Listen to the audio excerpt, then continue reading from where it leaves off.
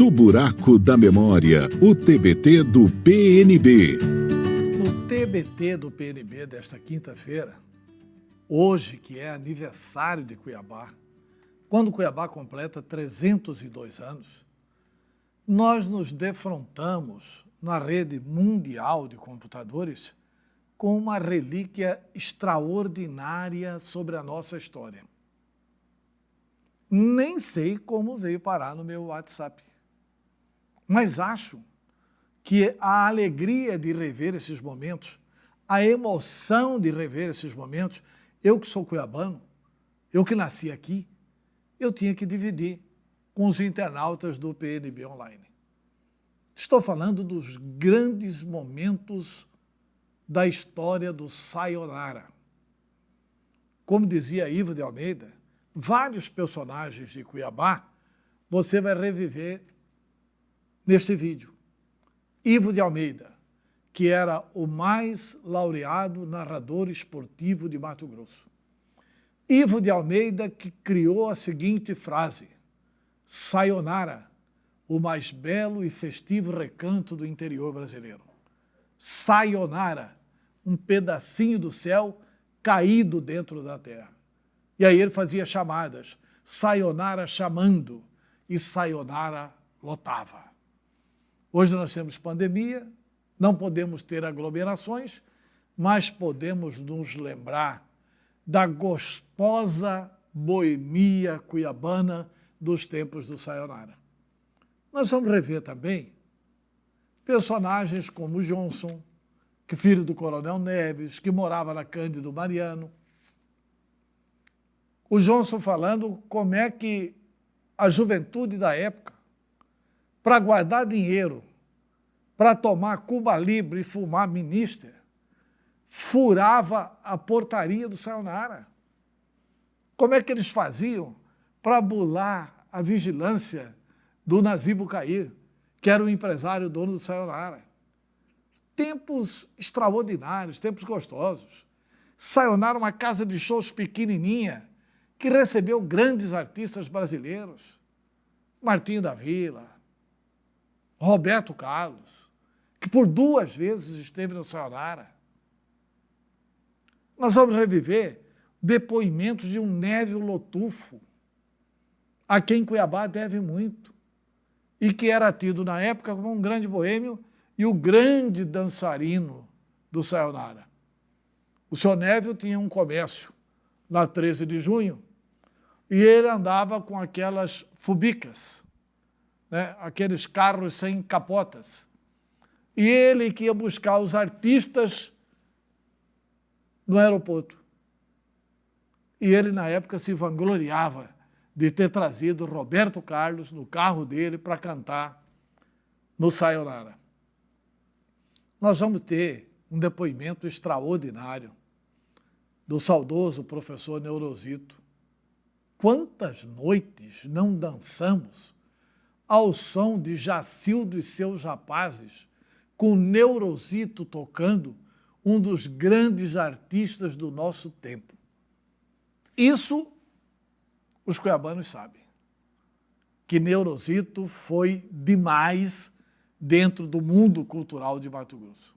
O que os cuiabanos talvez não saibam, que Neurosito se formou em Geografia, virou professor da Universidade Federal de Mato Grosso e escreveu um dos maiores livros que vale a pena ser consultado sobre a história da nossa noite, sobre Sayonara, brilho e escuridão, onde ele coloca também a questão política, porque Cuiabá era fechada naquele tempo. No Dom Bosco e no feminino, não entravam negros. E o Sayonara veio para arrebentar com tudo isso. Abriu tudo. Era uma boate, era um clube de portas abertas, onde as pessoas iam se divertir. Mas eu quero chamar a atenção também para um depoimento de outro professor da Universidade Federal de Mato Grosso. Professor de Economia, gostava de futebol e gostava da boate também, boêmio, saudoso Edson Miranda, E nesse depoimento, eu também só tomei conhecimento agora de um fato histórico, que é evidente, precisa ser confirmado pelos nossos historiadores. Mas o Névio Lotufo vai contar que um presidente da República lançou no Sayonara o 13º salário. Olha, você que não conheceu, vale a pena conhecer o Sayonara. Você que viveu esses tempos, fique ligado no TBT do PNB e veja como a vida era bem vivida em Cuiabá. Vamos lá. Meu pai, geralmente, quando vinha artista, já vinha em carreata do aeroporto. Quando o artista era muito famoso, já vinha aquele povo de Cuiabá e ia para receber o artista, já vinha carro soltando foguete, aquela coisa toda, faixas na cidade, né? E a maioria das propagandas, da divulgação, tudo meu pai que criava, né? O que vinha aqui nas faixas, na rádio, nos jornais, nos anúncios, tudo, meu pai que bolava tudo, né? Essa expressão originou de um locutor futebolista que tinha, que o maior locutor que Cuiabá já teve, chamava do Ivo de Almeida. E ele tomava todas, né? Então proibiram ele até no estádio para radiar o jogo, porque ele falava muita coisa, né? Tomava umas e outras para narrar o jogo. Então proibiu de entrar uma vez no estádio Presidente Dutra e ele foi narrar o jogo de cima do telhado do Sesc Arsenal, que era o Arsenal de Guerra, hoje Sesc Arsenal. De lá ele começou, Sayonara chamando, pedacinho do céu caído na terra. Ele que lançou essa, o Ivo de Almeida, né? Eu sempre achei que Sayonara deveria ter seu nome registrado na história, porque Sayonara quebrou os tabus existentes na época do clube feminino, do clube Dom Bosco, né? Que era uma sociedade rígida, bastante tipo apartheid, né? Ela era lugar de rico, o pobre não tinha vez. E Sayonara surgiu no momento em que quebrou esses tabus, né? Aqui frequentavam ricos, pobres, brancos, negros, louros, enfim, de todas as camadas de sociedade, de todas as raças, de todas as religiões, enfim. Foi uma quebra realmente. Sayonara veio, chocou o cenário das noites cuiabanas. Que meu pai procurava diversificar ao máximo, né? Porque é todo tipo de evento, né? Então, como a Sayonara era a casa mais badalada, era a casa do momento, então todos os eventos, Miss Brasil, Miss Cuiabá, Miss Mato Grosso, tudo era realização Sayonara. Aí surgiu o Miss Gay, também era feito no Sayonara. Então, justamente por causa disso, a Sayonara era uma casa assim que não tinha preconceito. Então teve uma época que a gente trouxe lá da Bahia, a gente foi numa casa chamada Moenda, lá em Salvador, com minha mãe, e a gente trouxe lá uma música, um tipo de som afro, né? Que na época Martinho da Vila cantava, o Rui Maurício, que era música meio de umbanda, assim, que estava um sucesso na época. Então, eu botava imagem de Iemanjá, assim, no palco, incenso, aquela coisa. Então foi a época que mais lotou a casa, era toda sexta-feira tinha isso aí. Então tinha o Gegé, que era colunista social, famoso na cidade. O Gegé ficava no palco com incenso, punha os turbantes. Então era uma coisa assim que pegou muito na época em Cuiabá, né? E dependia da noite, a casa encerrava 3 horas da manhã, 4 horas, tem dia que até amanhecia, né? Como é o caso do Réveillon, no Carnaval, a banda, os músicos têm que sair para fora do clube tocando para dar uma volta na praça, com o povo atrás, para a banda entrar e fechar o portão para ninguém entrar para dentro, que o povo não queria ir embora. Tinham pessoas nas árvores, subidas nas árvores para ver, que não tinham dinheiro para pagar, e vinham nas árvores para ver os shows, tudo, né? É verdade. Então a gente, para economizar o dinheiro da Cuba Libre e do Minister, né, nós entrávamos através de um terreno baldio, né, chegava até a beira do Cuchipó e entrava pelos fundos. Né? Então isso foi uma das coisas que marcou, né, a nossa molecagem da época. Outra coisa, né, interessante que eu achei, que aqui tem um garçom por nome Silvinho, certo? E ele era garçom, ele era medium utilidade do seu Nazir. Né? Então, nos intervalos, quando não tinha um show de um artista de fora, e ele se apresentava como o homem voador. Eu servia, dançava com as meninadas, tudo. Nazir, deixa eu entrar no Sayonara, minha garota também entrou aí. Eu estou duro, mas eu pago a despesa com cheque ouro do Banco do Brasil. No Sayonara, aonde eu pulo, mas este ano seu vinho está duro, me quebra o galho, Nazi, me quebra o galho, que meu amor também entrou aí. Me quebra o galho, Nazi, me quebra o galho, que meu amor também entrou aí. E o Nazi conseguiu fazer o quê? Conseguiu trazer para o Sayonara não somente a sociedade cuiabana, não somente a boemia cuiabana, não somente aquelas pessoas que interpretavam como artistas e como atores, tipo Silvinho, mas trazer também artistas nacionais, como Roberto Carlos, tá certo? Como toda aquela turma da Jovem Guarda, porque o Sayonara foi exatamente montado dentro da Jovem Guarda. Vanderleia também foi um show espetacular, que ela veio umas 3 ou 4 vezes também, né? E todo o pessoal da Jovem Guarda que vinha também, a casa arrebentava. Era o Vanderlei Cardoso, Jair Eliane, Vanderleia, né? Silvio Santos, esses artistas, né? Maria Alcina. Maria Alcina também era polêmica, né? Na época, uma artista muito polêmica, trazia Eliana Pittman, entendeu? E tem artista que era meio polêmica. Ô, Sonelo. Prazer. Igualmente. Relembrando aqui o nosso Sayonara, desde a década Sayonara. de 50, de 60, saudade. O senhor né? que eu gastou muita sola de sapato no salão, né? frequentei Dançando, desde encerar o no comecinho salão, da né? criação O maior do dançarino do Sayonara. Sayonara, de todos os Isso, tempos, né? Isso é um prazer para Tempo nós. maravilhoso. Que é Você maravilhoso. era jovem ainda, pequenininho, mas está sabendo as coisas, tudo. Tudo. Eu fiquei satisfeito de ver quanto você ficou sabendo. Pelas Guardei as fotografias, coisas, pela né? coisa, sabendo a história do Sayonara. E ficou mais... Quantos artistas chegaram aqui em Cuiabá, tudo aqui vinda pelo intermédio do Sayonara. Inclusive, vários artistas que o senhor foi buscar no aeroporto com os seus eu fui Cadillac, buscar. né? Seus carros As maravilhosos duas que o senhor vezes fez de Roberto coleção. Carlos veio cantar aqui no Sayonara, ele veio no meu carro. No carro do senhor. Foi verdade, verdade. O Sayonara, então, foi aquela transferência que houve do lazer para a família cuiabana. Então, para a família cuiabana, que antes a família não participava em tese, né? E quando começamos a participar, e aí está o exemplo do Névio Lotufo, que era o grande maratonista cuiabano de bicicleta, e veio participar do Sayonara, o grande dançarino do Sayonara era o Névio Lotufo, e foi o precursor realmente da boemia cuiabana, da boemia no bom sentido.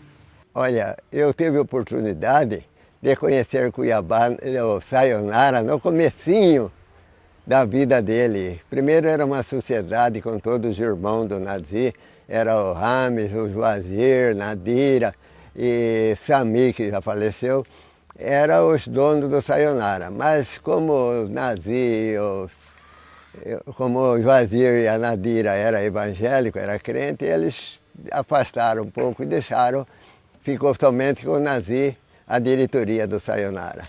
O Sayonara participou de um momento geopolítico de Mato Grosso, já que a maioria dos grandes empresários que estavam comprando terra no Nortão, por aqui passavam já com a intenção de pernoitar em Cuiabá para passar a noite em Sayonara.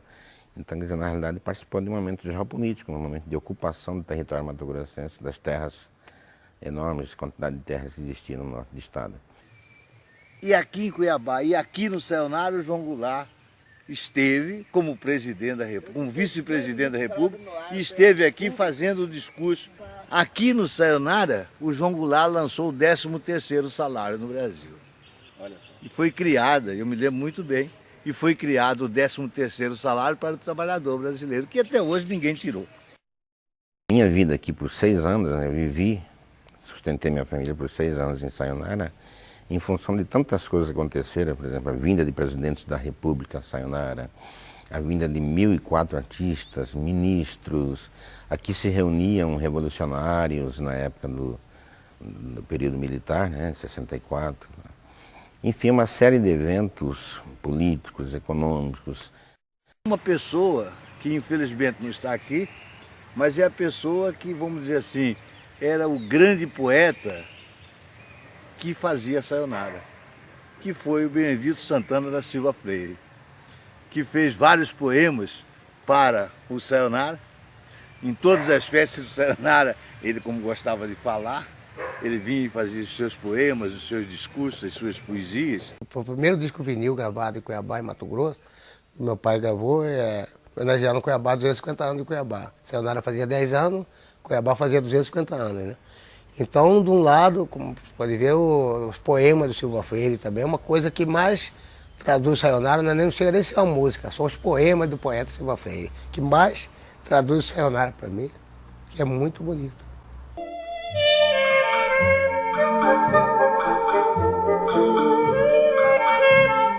Sayonara, pássaro aquático de leves plumas sem barulho, tecendo em sonho um sono de criança. Ó amigo de outras plagas, esta casa é nossa, vem chegando. Realmente era muito brilho, muita alegria, muitos confetes, serpentinas, luzes e escuridão. Eu estou referindo à época que Sayonara começou a decair, até que aconteceu a demolição do prédio, né? E, inclusive, do meu ponto de vista, o próprio Nazir Bucaer me disse que, já doente, né, aquilo foi o golpe final, né? A derrubada de Sayonara, a demolição de Sayonara foi o golpe final. Não demorou muito, ele faleceu. Se eu fosse para construir o Sayonara, não construiria nunca. Eu fiz uma casa para mim, uma casa de campo, e aos domingos e sábados vinham meus amigos aí, eu tinha uma relação muito grande de amigos, vinham para casa beber, comer, essa coisa toda, e não pagavam nada. Então resolvi fazer um clube, compreendeu, para descobrir todos os prejuízos que eles me deram. Então fiz o Sayonara, e graças a Deus vingou 33 anos. E durante esse tempo todo eu trouxe 1.004 artistas nacionais e internacionais. Todos passaram por aqui, inclusive 4 presidentes da República estiveram aqui no Sayonara.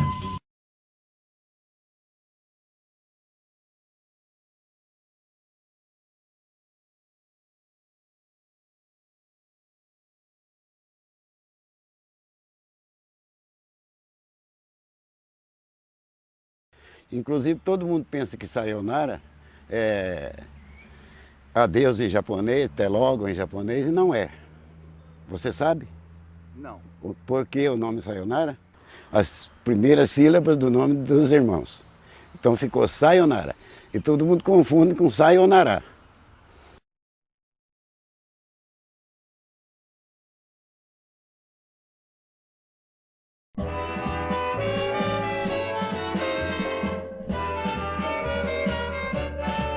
Sayonara, sayonara, és um sonho encantador, que beleza, coisa rara, que grandeza, que amor. Sayonara, sayonara, és um sonho encantador, que beleza, coisa rara, que grandeza, que amor. Com tanto sol, com tanta coisa boa, aqui eu me sinto tão feliz. Relembro nosso amor, recordo a tua voz, sinto saudades de alguém que eu sempre quis.